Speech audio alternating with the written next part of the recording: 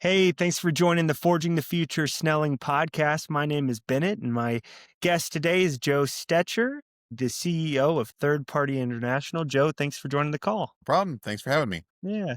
Before we get started here with some of the questions I've brought, do you want to give a quick rundown of what third party is and Sure. service it? Yeah, I can give you my elevator pitch here. Third Party International is a supply chain and engineering consulting firm. So we were founded in 2002, and our founder recently retired, and I took over for him after many years working as a third party international consultant myself. Kind of our uh, slogan, I guess, for lack of a better word, is we are supply chain 911. So if you've got an emergency in your supply chain, you can give us a call and we can try to fix that. An example of our, one of our deployments would be, if we've got a client that is in, say, California, and they've got a supplier that's located in Ohio. We have somebody that's in Ohio that can go into that supplier and deal with whatever issues they might have, quality issues, production issues, whatever, get parts moving again,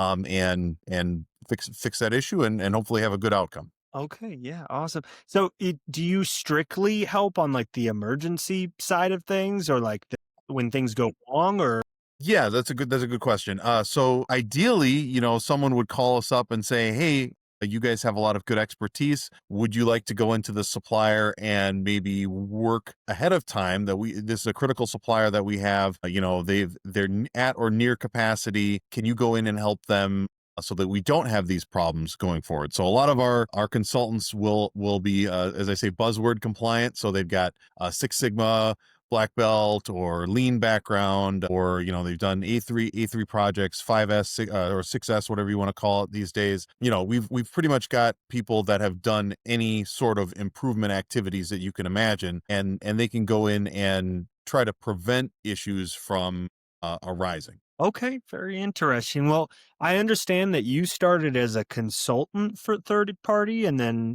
That's is right. that correct that you moved into buying it? How did that Yeah, transition yeah, happen? yeah. So it's the old, what was it, the Norelco ad, right? I like the company so much I bought it. Ah, So I got started as a so my background's in aerospace engineering. I've got a master's degree in aerospace engineering, and I worked as a regular employee for many years.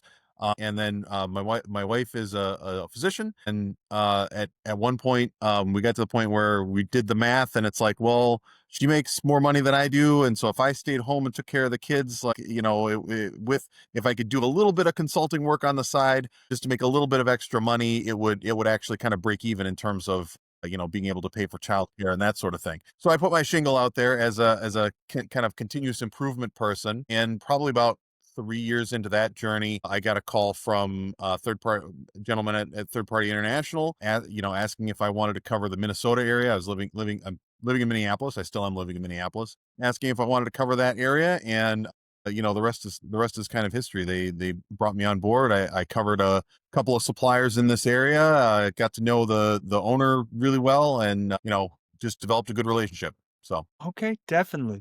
That sounds like a pretty interesting situation. I love what you said about how you liked it so much that you bought it. That's a good right. choice. Okay, yeah, Joe, one question I was curious about is like, do you serve specific industries? I like obviously Yes. manufacturing, but Yep. So, I don't want to restrict us to like a specific industry, although we do have most of our business is in aerospace and medical device. So I would say anywhere that you've got high value parts that take a long time to manufacture, and if something goes wrong, it can go very wrong. So if you've got a part for, let's say a 777, Boeing 777, you may only be making 20 or 30 of those parts, or a few hundred of those parts at most, a year. And it may take 6 months to a year from the time that a PO is issued to the time that parts arrive on somebody's dock.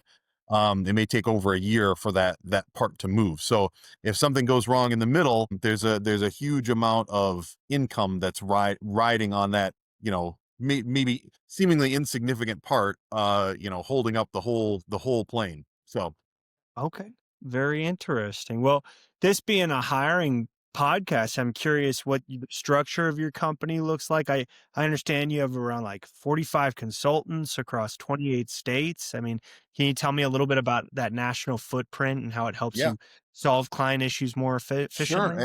And we actually, I mean, our name is Third Party International. We do have an international footprint. I think we've got people in 8 different countries as well. So in addition to all of those states. So probably very similar to other other industries. We're out there using various websites to try to find people.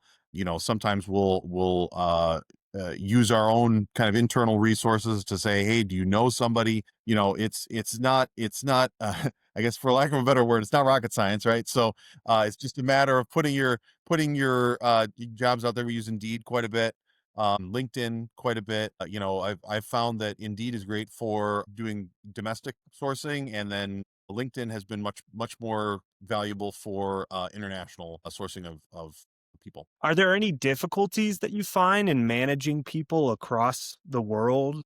It sounds like there aren't brick and mortar shops Yes. everywhere that you're working, or there are, or No, no, no, no. So yeah, so everyone that we have is on a 10 well, I shouldn't say everyone. We have a couple of W-2 employees, but sure. most people are a 1099 employees. And so that simplifies things a little bit. There's not as much Okay, tax obligation because I if we were in all of those areas and we had to deal with taxes for all of that stuff, it would be much more difficult. It's much simpler to have everybody kind of deal with their own tax obligations.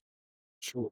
But I guess to your point, it is difficult to manage that many people kind of spread out over the world. I do have a couple of people on my team that that help with that do project management and some of the day-to-day working with people. If we've got a big project for a client, we do have that sometimes where you've got maybe like 10 or 15 people or more that are working on a specific project for a client, and so then we'll have a manager that helps out with that.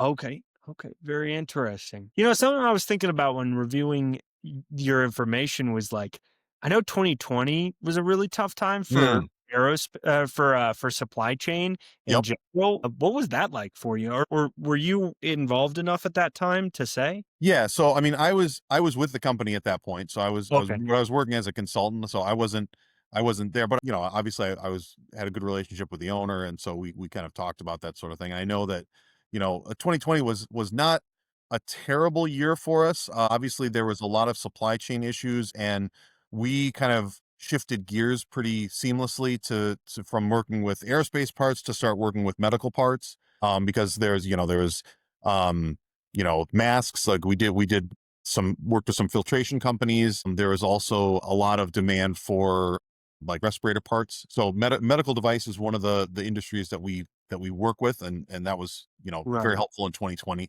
But 2021 was actually probably the worst year for us because that initial like urgency of 2020 of getting everything moving died off. So we lost that Mhm. that business, and then obviously the aircraft business was not so great for many years Sure. after 2020. So we kind of bottomed out in 2021, and then we've been coming back since then. But last year's been great. We were up 20% year over year from the previous year, so I don't think there's a company on earth that wouldn't want to see that sort of growth. So we're doing all right. Yeah, I mean, well, I can imagine that it must be a tough industry to hire from. Are there any talent gaps that you see? I mean, I know that like manufacturing in general is kind of, or technical skills in general, there's been kind of a decline the last few years. And I'm hoping that we're seeing that ramp back up. But is that something that your industry experiences? Yeah, I mean, often get requests for very like niche kind of technical expertise. So I worked with a guy who is a nuclear quality inspector, right? So that's a very niche market Yeah. for if you need it though, you need it. And so we recently had a request for somebody that had started up a supply chain from scratch and also had experience with explosives, right? So Okay. you know, that was a tough one, but we did actually find we placed someone with that experience. Good. Yeah. So, there's not a ton of people in supply chain that also have explosive experience. But Sure. we aim to please, right? Yeah, that makes sense. Okay. As you look at the next, 12 to 18 months, are there any big opportunities or shifts you see coming in aerospace and medical device supply chains? You know, aerospace, medical device, I think less so, but aerospace is definitely a large boat that does not turn very quickly. Hmm. It takes a lot to move aerospace. So if you think about, Boeing, for example, I mean, they're not one of our clients, but just using them as an example, they've got orders for planes that are, 5 years from now, right? Their delivery date is 5 years from now. So, barring something terrible happening like COVID, usually those orders stay.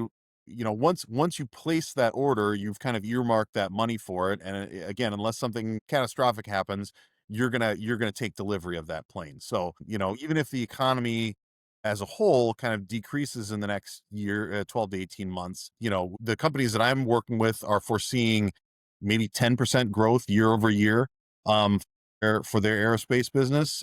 And that's essentially with all the clients that I've talked to that we have are seeing kind of that growth rate over the next few years. So whether that's going to China or internationally or domestically, there's kind of growth everywhere. Okay, good to know that there's some stability. That's gotta be attractive to people.